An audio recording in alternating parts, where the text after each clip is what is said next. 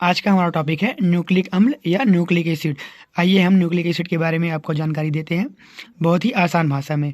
आपके जो है न्यूक्लिक एसिड से संबंधित सभी आपके डाउट क्लियर हो जाएंगे बस ऐसी एक वीडियो में। तो न्यूक्लिक अम्ल की खोज सर्वप्रथम फ्रेडरिक मिश्र साहब ने की थी। किस सन में की थी? तो 1869 ईस्वी में की थी, पास्सेल में, WBC में। ठीक, न्यूक्लिक अम्ल प्रत्येक जीवित कोशिकाओं में पाए जाते हैं। पहली पॉइंट तो ये है कि न्यूक्लिक अम्ल जो हमारा है वो प्रत्येक जीवित कोशिकाओं में आपको पाया जाएगा। दूसरा क्या है कि यह कोशिकाओं के नाभिक अर्थात केंद्रक में पाया जाता है। और सबसे इम्पॉर्टेंट पॉइंट इसका क्या है कि न्यूक्लिक अम्ल जो है वो जीवों की समस्त आनुवांशिक सूचनाओं को संचित करता है, मतलब बटोरे रहता है या इकट्ठा करे रहता है। ठीक, न्यूक्लिक अम्ल उच्च अणुभार का होता है, उच्च अणुभार के बृहद अणु से मिलकर बना होता है। और जो न्यूक्लिक एसिड है वो अनगिनत मतलब अनंत, मतलब जिसे हम गणना नहीं कर पाते हैं, मतलब जिसकी गणना नहीं की जा सकती है, उतने न्यूक्लियोटाइड से मिलकर, उतने न्यूक्लियोटाइड के आपस में मिलने से हमारा न्यूक्लिक अम्ल बनता है। ठीक, नेक्स्ट पॉइंट हमारा क्या है, इसे पॉलीन्यूक्लियोटाइड कहते हैं। अब पॉलीन्यूक्लियोटाइड क्यों कहेंगे? क्योंकि ये जो है दो या दो से अधिक न्यूक्लियोटाइड से मिलकर बना है, तो इसे पॉलीन्यूक्लियोटाइड कहेंगे। अगर एक सिंगल न्यूक्लियोटाइड से बना होता है तो न्यूक्लियो या मोनोन्यूक्लियोटाइड कहते हैं, डबल से बना होता है तो डाइन्यूक्लियोटाइड कहते हैं, लेकिन दो या तीन से अधिक से बना है तो इसलिए हम पॉलीन्यूक्लियोटाइड कहेंगे इसे। ठीक, अब न्यूक्लिक एसिड के जो है प्रकार देख लेते हैं, प्रकार या भाग देख लेते हैं। न्यूक्लिक एसिड जो है दो प्रकार के होते हैं, DNA deoxy ribo nucleic acid and RNA ribo nucleic acid. आप इन दोनों से जो है अच्छे से परिचित होंगे। आइए इनके बारे में आपको अच्छी से जानकारी देते हैं। पहला हमारा क्या है? DNA। इसमें डीऑक्सी राइबो शर्करा पाई जाती है। DNA में हमारा क्या है? डीऑक्सी राइबो शर्करा पाई जाती है। अब नेक्स्ट पॉइंट हमारा क्या है? नेक्स्ट पॉइंट हमारा क्या है कि इसका अणुभार जो है वो अधिक होता है। ठीक, DNA का अणुभार RNA की अपेक्षा अधिक होता है। DNA द्विकुंडलिक संरचना होती है। अब आइए RNA के बारे में थोड़ी जानकारी ले लेते हैं।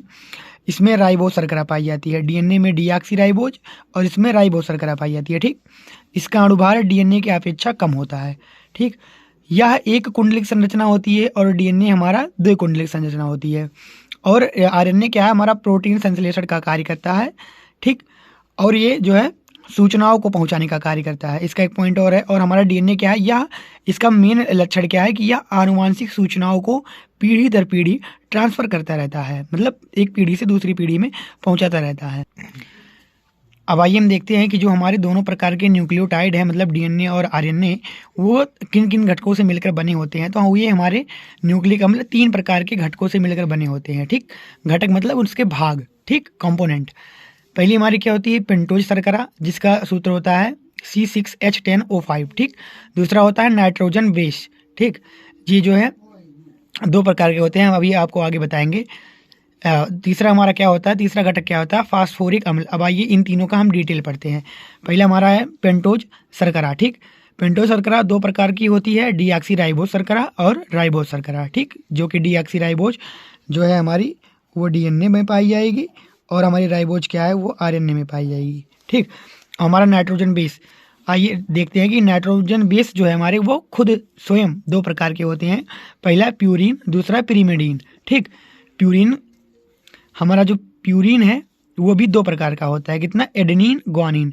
एडेनिन को A से डिनोट करते हैं, ग्वानिन को G से डिनोट करते हैं। ठीक, ये हमारे कोड है। ठीक, और पिरीमिडीन क्या है? यह 3 प्रकार का होता है, थाइमिन, साइटोसिन और यूरासिल। थाइमिन को हम T से डिनोट करते हैं, साइटोसिन को C से और यूरासिल को U से। ठीक, इसमें से DNA में यूरासिल नहीं पाया जाता है, यूरासिल के स्थान पे हमारा थाइमिन पाया जाता है। और RNA में हमारा थाइमिन नहीं पाया जाता है, थाइमिन के स्थान पे यूरासिल पाया जाता है। उम्मीद करते हैं कि आपको वीडियो अच्छे से समझ में आई होगी। तो वीडियो को लाइक करें, शेयर करें और कमेंट करें।